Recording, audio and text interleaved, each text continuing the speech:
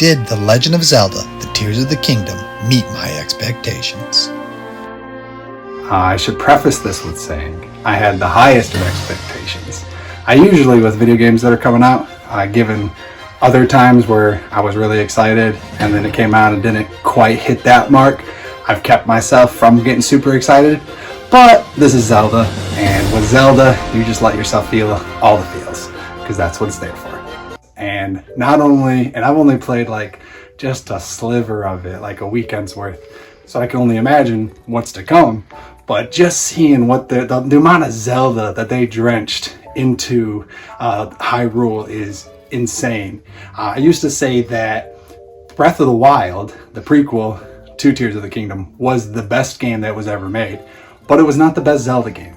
And those are contradictory, but I would stand by that. And just diving into this a little bit, I think Nintendo kind of knew what they were doing, and these two games are one game, and they are becoming the rebirth of Zelda into the modern time, where it was originally imagined to be on the NES and continuation of what we dreamed it to be on the N64 with Ocarina of Time.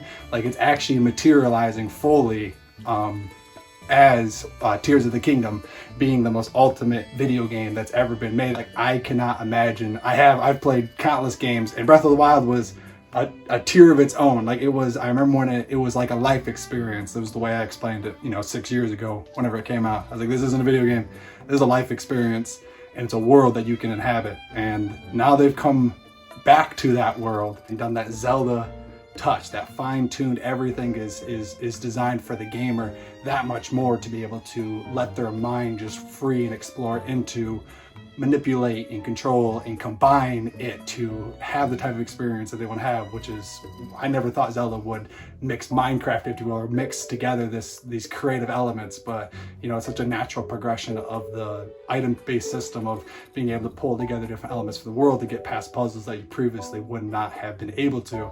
So naturally it was always there, the same way with the caves they've added and the wells you drop into, in the new one. It's like, oh, you're always exploring caves or dropping into the well, in Kuriko Village back in Ocarina of Time. So it's like, of course they're going to add that in. And then with the lower the depths is just like the Dark World, Hyrule and Lorule, and the many different Twilight, the Twilight Realm, countless variations of that, and Zelda's prior. So for them to like bring all that to life inside of an expansive and massive world, my expectations have already been met, and it is already everything I wanted it to be. I mean, even today I didn't even feel the need to play it.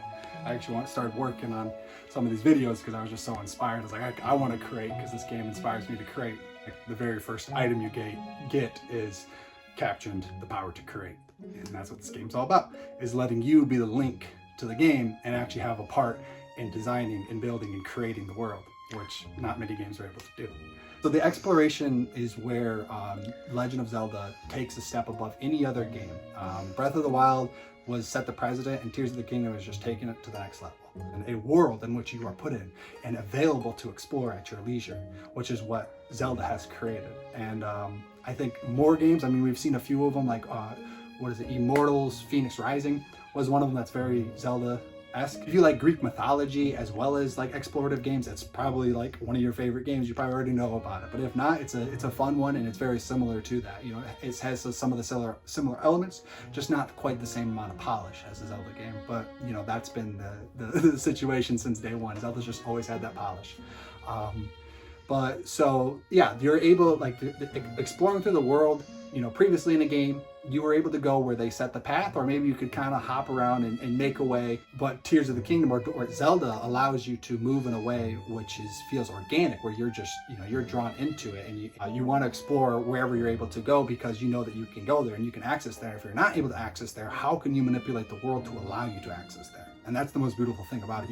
Like, oh, I don't have enough stamina. Well, go hunt some stamelia mushrooms and some stem roots and stamoka bass. Like, go out and find those elements and then fuse them together. Use those powers, and wherever you weren't able to go, you'll now be able to go again. Just like in every other Zelda game, it's like, oh, I can't reach there because I don't have my hook shot. Well, when you get your hook shot, you're able to go there now. It's that little gem multiplied by 1,000,000. That's why I personally, as a huge Zelda fan, am deeply in love with this game, and why Breath of the Wild was so meaningful to me, because they took something that I loved, rebirthed it, and created something that I had been dreaming my whole life of, and that led to Tears of the Kingdom, which is literally the game I used to explain whenever I was a little kid.